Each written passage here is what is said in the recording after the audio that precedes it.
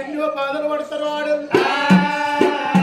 ఇది పూర్వజన్మాన పునీతురాల పాపాత్తురాలని కమ్మ మీద కమ్మను మర్రెట్టుంటే ఒక్క కొడుకు పలం బాగుంది. నా బిడ్డ నీలవాతి నీ అందరూ ఒక్క గట్టి ఫలం అంటే కొడుకు ఫలం బాగున్నది.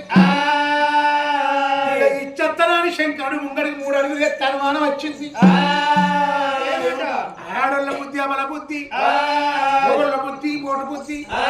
నా బిడ్డ ఒక్క కొడుకు ఇస్తనే నీకంటే ఆడోళ్ళ పిల్లలంటే బాగా పిసపాడవుతుంది. అయ్యా ఒక కొడుకు అవుతుందా, ఒంటి దేవసం అవుతుందా, ముక్కు పుల్ల సొమ్ము అవుతుందా, 300 రూపాయల ముళ్ళు అవుతుందా, పుల్వ చెట్టు నీళ్ళవుతుందా, తవరం బంగారం అవుతుందా, తలుసుకున్నోడు మొగడవుతుందా, తర్రదానం అవుతుందా, పళ్ళు పూలం అవుతుందా, ఇత్తరు కుత్తరు అవుతుందా, తొత్తు దొరసాన అవుతుందా, దున్నపోపు తెల్లగా సున్నం అవుతుందా. సత్యనాడు కొరిపెట్టే కొడుకునిత్తంటున్నావు కానీ తరాబు కూకుండి 7 ఇంకొక బిడ్డని అంటారు.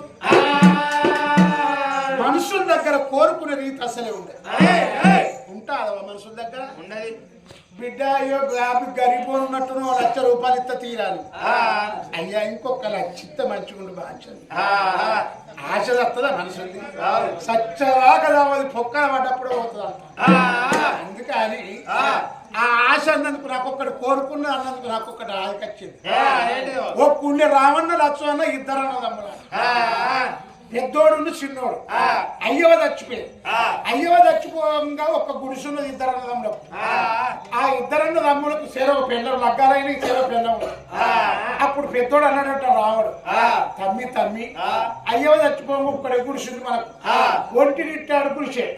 నీకో పెన్నం పాడా నాకో పెన్నం పాడా, అది ఒక్కటే అన్న పాడే. ఎట్లా పాడవుతుంది? నీ పెన్నం 15 రోజులు అవగానే ఇంటికి నా పెన్నం 15 రోజులు ఉండవు. ఒక్క గుడిసెలు నువ్వు ఉంటే నేను ఉండత్తలేదా, నేనుంటే నువ్వు ఉండత్తలేదా, మరి ఎట్లా చెప్తావే అన్న అని తమ్ముడు అన్నాడు. ఇంకేం చెప్తాం తమ్మి, ఇక నువ్వు నేను ఎన్ని రోజులు నేను తప్పది, గుడిసెలు పంచుకుందాం తమ్మి అని అన్నగాడు అన్నాడు. అన్న నువ్వు ఎట్లా వస్తావు పంచు, నేను చిన్న నువ్వు పంచినట్టు